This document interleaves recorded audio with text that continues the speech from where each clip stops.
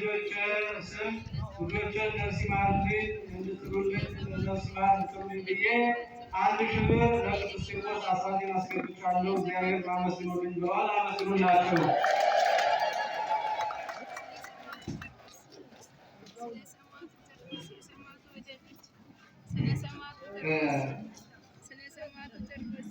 እግዚአብሔር አምላክ ሁላችሁም እንደምታዩት የቅዱስ ቂርቆስ ፈውሱ ትልቅ ነው። ከገዳማ ላይ ተደርጎ ያመጠጥ ስረት ሽባውና በሁለት ሰው እየታቀፈ ነበር የሚያስገባት። በዚህ በዚህ ሳምንት ውስጥ ገብታ ቅዱስ ቂርቆስ ያው እንደምታዩት ቀጥ ላይ ይሄዳለች። እናታችን እህታችን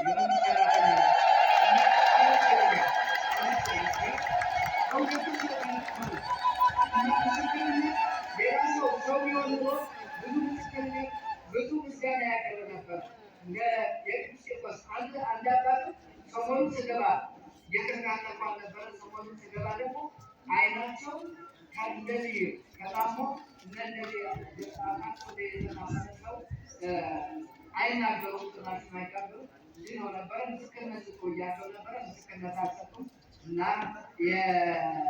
የሚህ እናታችን እግዚአብሔር አምላክ ፈውሶልና ይህን ተአምር በማየታችን እግዚአብሔር እንግዲህ ቅዱስ ቂርቆስ ባይነገር ነው እንጂ ብዙ ሰዎች ናቸው እየገቡ የሚድኑት እና ያለ እግዚአብሔር አምላክ እንግዲህ ምድሩ ለእግዚአብሔር መለቀው ወመንጦራ ይለጓልና የእግዚአብሔር ድግናውን ቸርነቱን ምሕረቱን ተናገሯል የሚባል እና መናገር አለብንና ከተናገርን ይመለስብናል የሚባል ይሄ ያለ ቋንቋ የለም። አንድ ጊዜ መብረቅ ከወደቀ አይመለስም። ምክንያቱም አይመለስም። መጣችሁ ተናገሩ በመድረክ ላይ መብረቅ አንድ ጊዜ ከወደቀ አይመለስም። ምክንያቱም መንፈስ ቅዱስ አንድ ጊዜ ያንን አጋንንት ያስወጣው በኋላ ምንም ሊመለስ አይችልምና ምስክርነቱን እየመጣችሁ ስጡ፣ እየተጠበቃችሁ እየዳላችሁና እግዚአብሔር አምላክን ከፍ አድርጋችሁ ለቅዱስ ቂርቆስ ምስጋና ሁለታችን የሰማ አምላካችን ሁላችን ይስማል። እንግዲህ የቅዱስ ቂርቆስ ታምር እንደሰማችሁት ነው።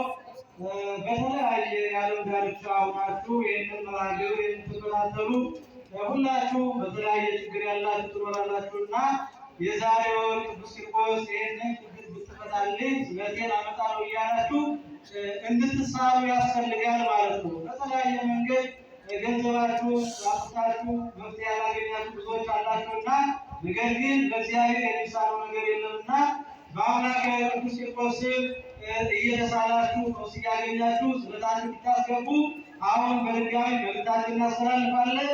ከዚህ በመቀጠል የምንሄደው ወደ ዕለቱ ትምህርት ነው። የዕለቱን ትምህርት የሚያስተምሩን በደብራችን ዋና አስተዳዳሪ